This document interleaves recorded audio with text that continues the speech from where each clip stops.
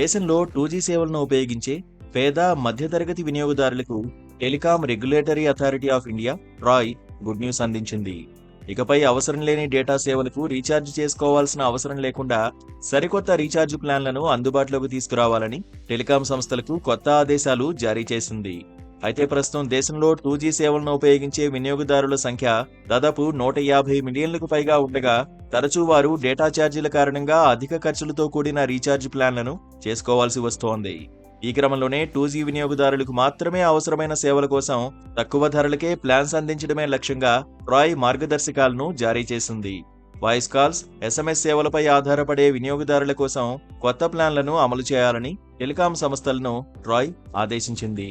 2G వినియోగదారులకు ₹10 నుంచి ప్రారంభమయ్యే రీఛార్జ్ ప్లాన్లను అందించాలని ట్రాయ్ పేర్కొంది. దీంతో టెలికాం ఆపరేటర్లు తమ సొంత నిర్ణయం ప్రకారం టాపప్ వోచర్లను జారీ చేయాలని వెల్లడించింది.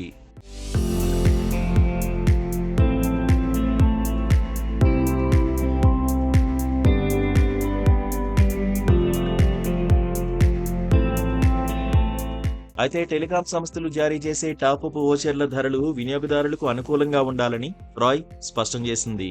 ప్రస్తుతం రీఛార్జీలు ఆన్లైన్ విధానంలోనే సాగుతున్న నేపథ్యంలో ఫిజికల్ రీఛార్జ్ సిస్టమ్ను తొలగించాలని ట్రాయ్ నిర్ణయించింది. ట్రాయ్ నిర్ణయంతో వినియోగదారులు రీఛార్జ్ చేసే ప్రక్రియను మరింత సులభతరం చేసుకునే అవకాశం ఉంది. ఇక ఇప్పటికే ఉన్న స్పెషల్ టారిఫ్ వోచర్లో మరో కీలకమైన మార్పు చేసింది.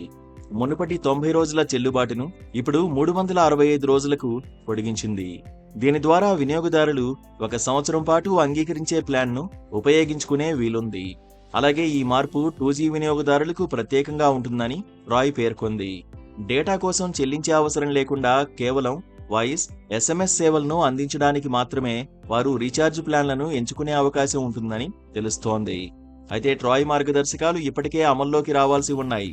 కానీ టెలికాం కంపెనీలు ఈ మార్పులను అమలు చేయడానికి కొన్ని వారాల సమయం ఇచ్చినట్లు సమాచారం. ఈ క్రమంలోనే ఈ నెల చివరి నాటికి కొత్త రీఛార్జ్ ప్లాన్లు అందుబాటులోకి రానున్నట్లు తెలుస్తోంది.